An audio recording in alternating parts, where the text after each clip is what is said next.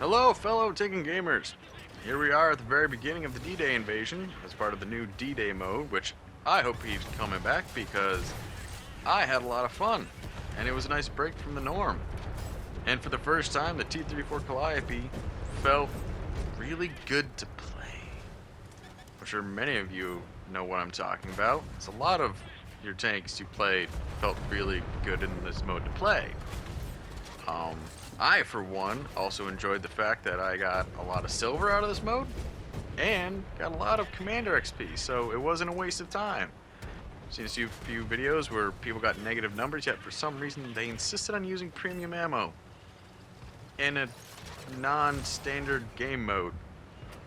That was weird. Some people just really want to overachieve, which really wasn't necessary in this game mode because now I know BAM 1500 said that they definitely have been going back and forth and making it harder or not, and I think there were moments where I was like, this mode is a little too easy, and other times where I'm like, you know what, it's not bad. I mean, this is not a mode you want to get crushed in, because there's the regular mode for that.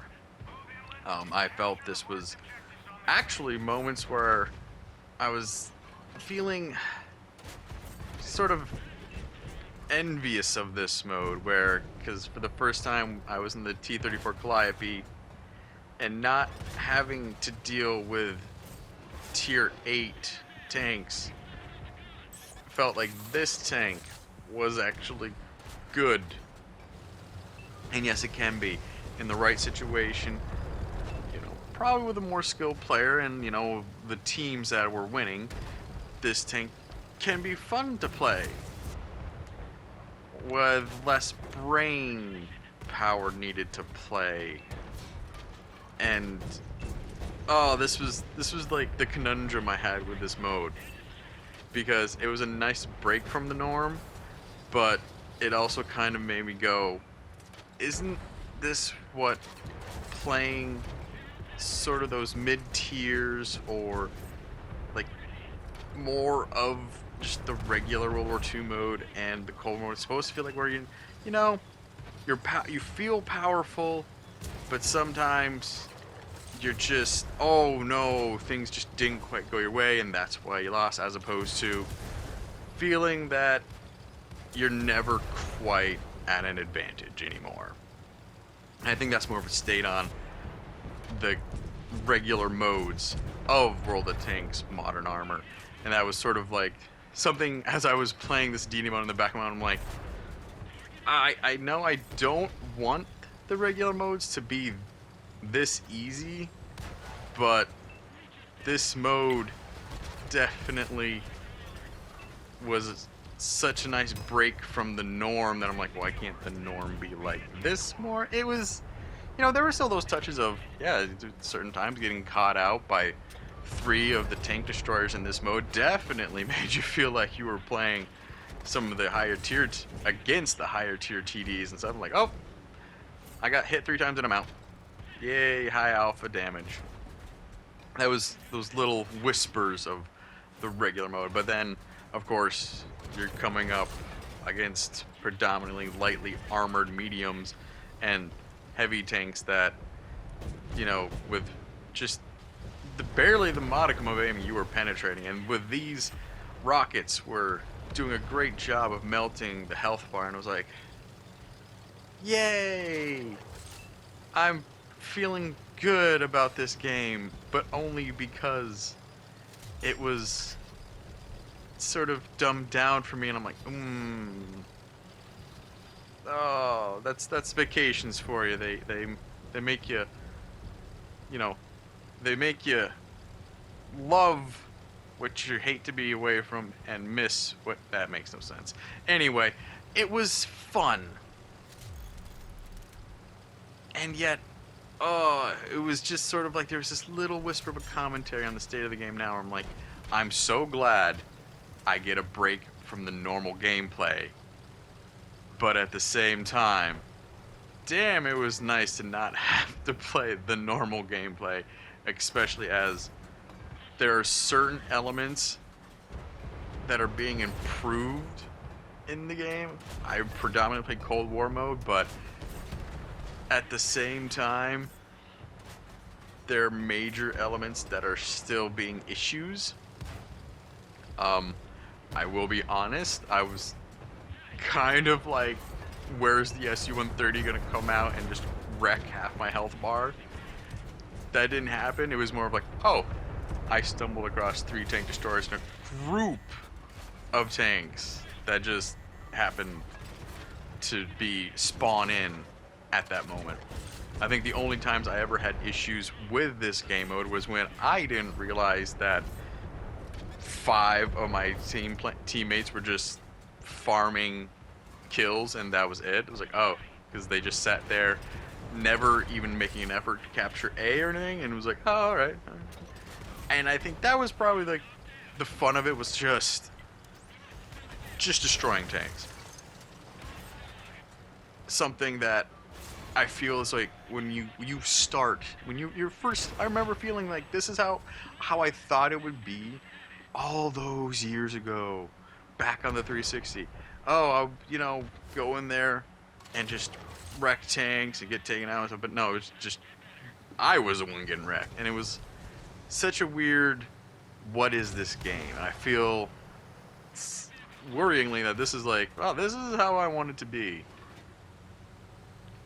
Which is sort of insulting to my intelligence and my skills, because yeah, I don't know if PvE is fully the way to go. And I now have an even greater understanding of why players that don't want to quit this game, for their varying reasons, maybe it's so part of their lives that they don't really want to find out the game, but they play less of this game and they only play the co-op mode.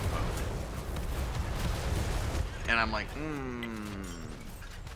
So I was really, I was constantly playing like, yes, I feel awesomely powerful, but only because of this mode, this brief break from the struggle, almost struggle. I don't know. It depends on what tank you're playing, what mode, what tier, and do you have a fully upgraded tank? It's one of those like, Thankfully, I didn't have to come across a Tehran. Of course, this is a tier 6 tank. It would never come across a Tehran, but it was always like in my mind, I was just like, I've been detected. Where is the ruthless Tehran impact? And that's just dabbling too much with the higher tiers. And then, of course, being so grateful, like every time I saw a light tank and being like, why did it stop? It came at me and then stopped. It didn't start spinning around me. And then there was no just that quick barrage of, well, it happens sometimes, but there was no just a quick barrage of, the kill shots. It was just none of that. And I liked that. But at the same time, I'm like, that's not, oh. I just don't know how to feel about the full game as right now. I think we all kind of are feeling that way about, like, some of us feel the game's okay, and others like, there's still issues, really big issues, and I don't know if I want to keep going. If you're not going to do anything about these issues, why are you selling more tanks and not fixing the game? And, that was what I was thinking this whole time I was playing this mode. Was like, I'm grateful that it's here. I'm glad that it's temporary, and I'm really hoping more modes come out. But at the same time, it had me wondering, you know what? Maybe this is too much of a break from the norm that is the current state of modern armor, whether it's Cold War mode and World War II mode. And I was just like, yeah, not doing that stuff really feels good to do. Maybe I'll stop doing that. Did anyone else feel that way? Like and subscribe if you felt conflicted playing the dumbed down version of this game. That isn't a mode that is only temporary for this game. But definitely like and subscribe if you like putting the hurt on, you know, even fictionalized Nazis, because that was the whole point of this mode, this event, and celebrating the invasion that was the turning point for the war. So, like and subscribe. I know that's a bit awkward, but yeah, I'm trying to bring back the positivity and not just have another rant video lamenting the state of play and being like, you could just stop. And I'm like, yeah, you know what? You're right. Yeah, I could just stop, in fact. And that is not exactly what this is about.